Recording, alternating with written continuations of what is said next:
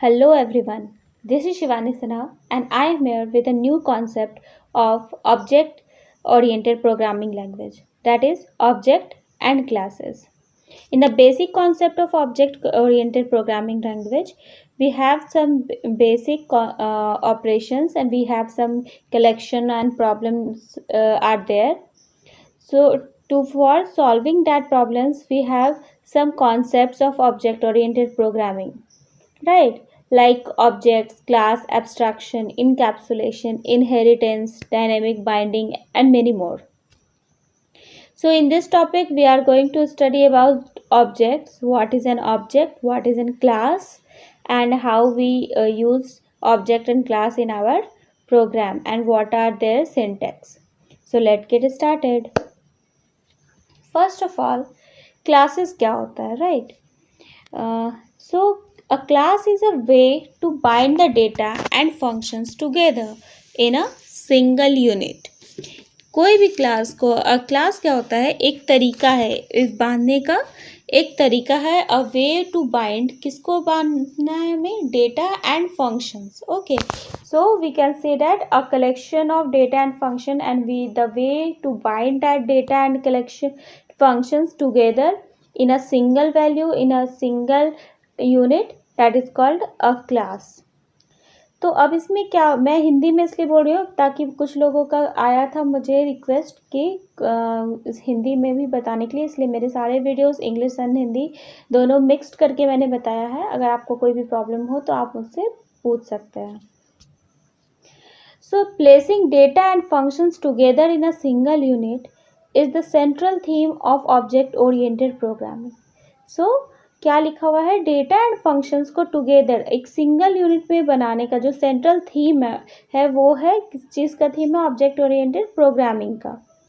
Class allow the data and functions to be hidden if necessary from external use. अगर हम चाहे तो हम क्लास को डेटा एंड फंक्शन जो हमारा क्लास के अंदर है उसे हाइड कर सकते हैं. एक्सटर्नल यूज़ के लिए करने से कोई और इंसान, कोई और यूज़र हमारे डेटा एंड फंक्शंस को नहीं देख सकता है. ये अगर नेसेसरी है तो हम फॉर एक्सटर्नल यूज़ क्लासेस जो है सो क्या करता है, अलाउ करता है data and functions to be को हाइड करने में. Classes are basic language structure of C++ for creating user defined data. Okay, अब हम देखते हैं क्लास डिक्लेयर कैसे करते हैं. तो दो तरह से हम क्लास डिक्लेरेशन कर सकते हैं. First is class declaration and the second is class function definition. Okay, so class declaration में हम लोग क्या स्पेसिफाई कर रहे हैं, क्लास स्पेसिफिकेशन और specifies in two ways, in two parts. First is class declaration and the second one is class function definition. Okay, so in class declaration में क्या होता है, it describe the type and scope of its member. Okay, class declaration में क्या होता है, क्या describe करता है, क्लास डिक्लेरेशन डिस्क्राइब करते हैं कि किस तरह का स्कोप है, इसका टाइप कौन सा स्कोप है, क्या मेंबर है, ये सारी कुछ क्लास डिक्लेरेशन में डिक्लेयर किया जाता है. The class definition describes that how the class functions are implemented, कैसे क्लास फंक्शंस वगैरह इम्प्लीमेंट किया जाएगा, ये सारे कुछ क्लास डिक्लेरेशन में हम डिफाइन करते हैं. फॉर एग्जांपल मैंने यहाँ पे दिया है, आप देख सकते हैं क्लास नेम. तो क्लास क्या डिफाइन कर रहा है यहाँ पे, it defines that what follows is an abstract data of type class name. Class क्या है, एक फॉलो कर रहा है, एक क्लास नेम है जो कि फॉलोज एन एब्स्ट्रैक्ट डेटा को फॉलो कर रहा है और वो क्या है, क्लास नेम. ओके, सो अब कर्ली ब्रेसेस हम ओपन कर रहे हैं, तो curly braces and curly braces close. तो इसका मैंने दिया है, the body of class is enclosed with in braces and terminated bye a semicolon. आप देखिए लास्ट में जो कर्ली ब्रेसेस है उसमें सेमीकोलन लगा हुआ है. तो ये क्या कर रहा है, जो भी क्लास का जो बॉडी होगा, ऊपर में हमने नेम दे दिया एंड नीचे में जो भी क्लास का बॉडी होगा, जो भी स्ट्रक्चर, जो भी फंक्शंस, मेंबर्स, वेरिएबल्स, आइडेंटिफायर्स जो भी हमें यूज़ करना है वो कर्ली ब्रेसेस के अंदर ही किया जाएगा. अब देखिए यहाँ पे कुछ वर्ड्स आपको नए लग रहे होंगे, जैसे प्राइवेट, प्रोटेक्टेड एंड पब्लिक। तो ये तीनों क्या है? ये तीनों मेंबर्स हैं। ओके, इसे हम लोग के क्लास मेंबर में आगे डिफाइन करके मैं बताऊंगी कि इसे क्या यूज़ होता है और क्यों हम पब्लिक, प्राइवेट एंड प्रोटेक्टेड का यूज़ करते हैं। ये सारे क्या हैं? Constant variables and functions. ये जितने भी हैं हमारे पास, private, data member, member functions, protected, मतलब कि जो भी हमने बॉडी में लिखा है उसे हम डिफाइन कर सकते हैं ऐसे कि ये सारे क्या है? मिक्सचर ऑफ क्या है? वेरिएबल्स एंड फंक्शंस के मिक्सचर है। कंटेन क्या कर रहा है बॉडी? वेरिएबल्स एंड फंक्शंस को कंटेन कर रहा है। Now data member and member functions क्या है? तो मेंबर के अंदर जो भी हम यूज़ कर रहे हैं, कुछ डेटा को यूज़ कर रहे हैं, कुछ फंक्शंस को यूज कर रहे हैं, तो हम डेटा एंड मेंबर फंक्शंस को यहाँ पर यूज़ कर रहे हैं। ओके, अब प्राइवेट, प्रोटेक्टेड एंड पब्लिक क्या होता है इसे हम देखेंगे क्या हो रहा है। अब यहाँ पे हम पहले देखते हैं, we should know about members. तो members are grouped under 3 section. हम किसी भी मेंबर को, जो भी ऑब्जेक्ट ओरिएंटेड प्रोग्रामिंग लैंग्वेज में जो मेंबर्स है, जो कि क्लास में डिक्लेरेशन में हमें हेल्प करता है, उस मेंबर को हम 3 सेक्शन में बांट देते हैं। First is private, then protected, and then we are going to describe as a public. So what do you mean by private? Private का क्या मतलब होता है? आप लोग जनरल लैंग्वेज पे भी आप सोचिएगा, एकदम रियल लाइफ से मिला के अगर आप देखिए तो प्राइवेट वैसी चीज़ें होती हैं जिसे हम खुद एक्सेस करना चाहते हैं। फॉर एग्जांपल आप व्हाट्सएप का एग्जांपल ले सकते हैं। व्हाट्सएप का एग्जांपल आप ले सकते हैं, जैसे आप प्राइवेट का ले सकते हैं एकदम रियल लाइफ से एग्जांपल अगर आपको लेना है तो just an example of an WhatsApp पे स्टेटस सेटिंग्स हम लगाते हैं, राइट? या फिर कहीं भी प्राइवेसी जब भी होता है सोशल मीडिया पे या कहीं भी हम लोग यूज़ करते हैं प्राइवेसी को, तो वहाँ पे अगर हम प्राइवेट करेंगे तो यूज़र में क्या करता है, वो जो भी हमारा डॉक्यूमेंट है वो सिर्फ यूज़र ही एक्सेस कर सकता है और कोई एक्सेस नहीं कर सकता है। सेम इन कंप्यूटर में भी होता है, C++ लैंग्वेज में, कि private means that members can be accessed only from with in the class. सिर्फ क्लास के अंदर जो मेंबर्स होंगे वही एक्सेस कर सकते हैं। That is member data can be accessed by the member function. Okay, जैसे मेंबर डेटा है, कोई डेटा मेंबर है तो वो सिर्फ मेंबर फंक्शन से ही एक्सेस होगा, कोई एक्सटर्नल उसे एक्सेस नहीं कर पाएगा। The private data member is not accessible to the outside world. Clear? What do you mean by private? Now come to the point at protected. अब protected क्या होता है? The member which are declared as protected can only be accessed by member functions and friend of that class. First में देखिए कि जो भी data member था उसे सिर्फ मेंबर फंक्शंस ही उस क्लास के एक्सेस कर सकते थे।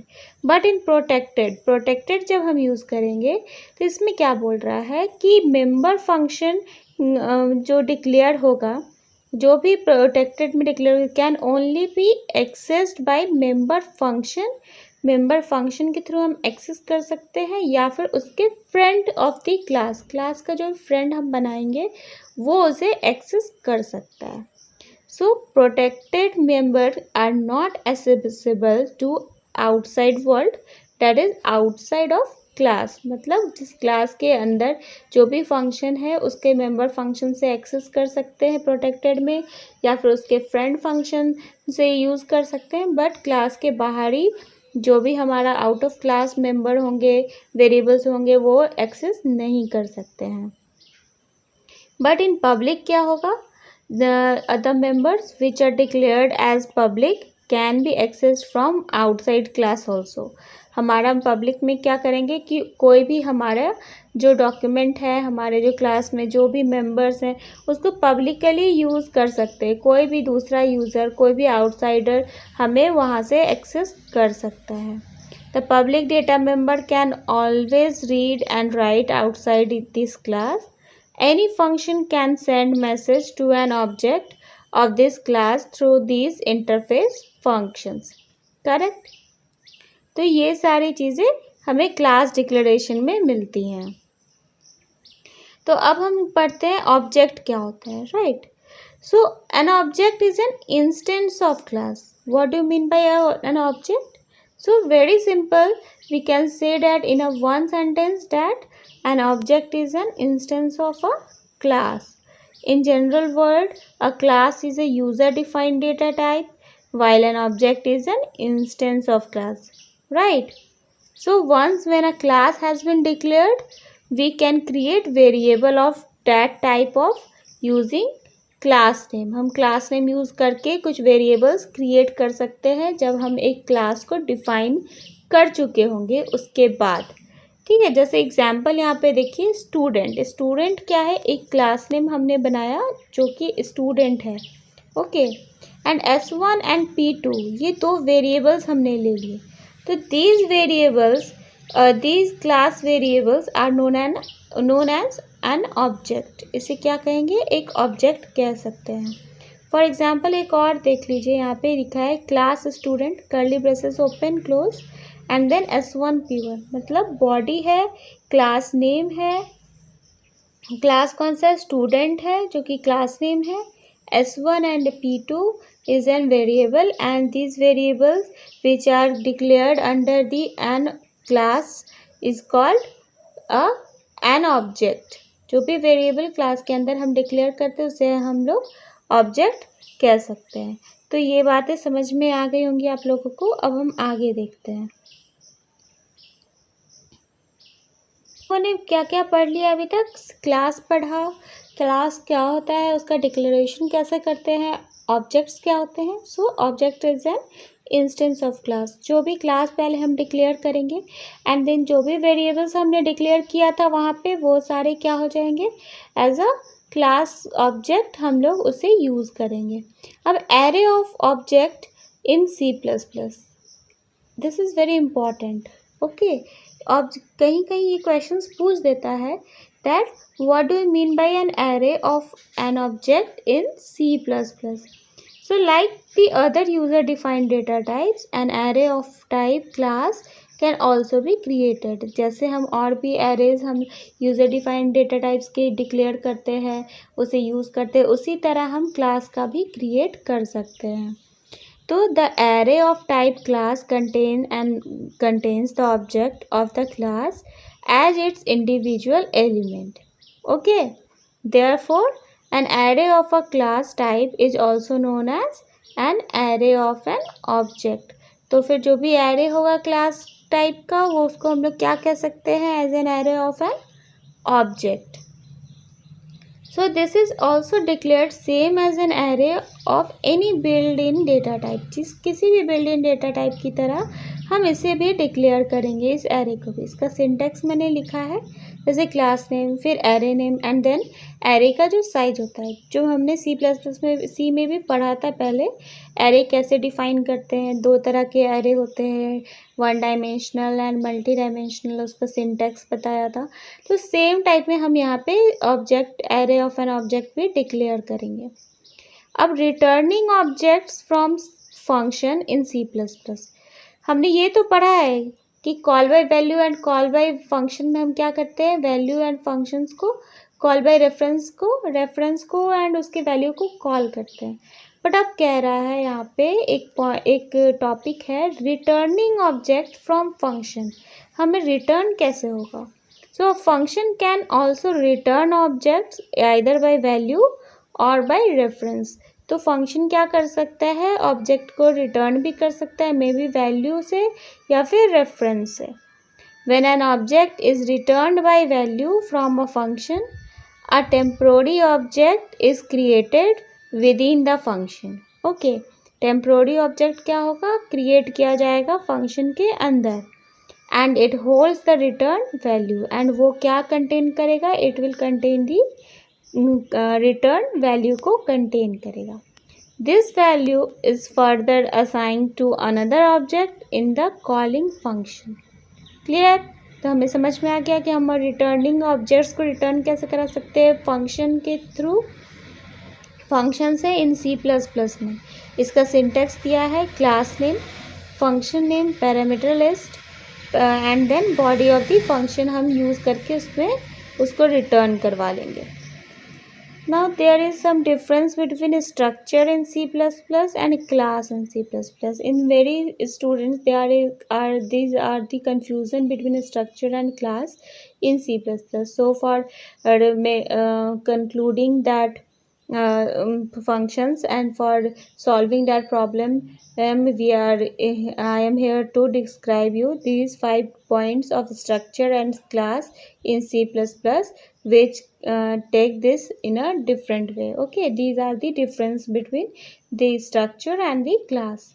So the first topic, first point is it is a value type. In a structure C++, it is a value type. Whether class में क्या होगा, it is a reference type.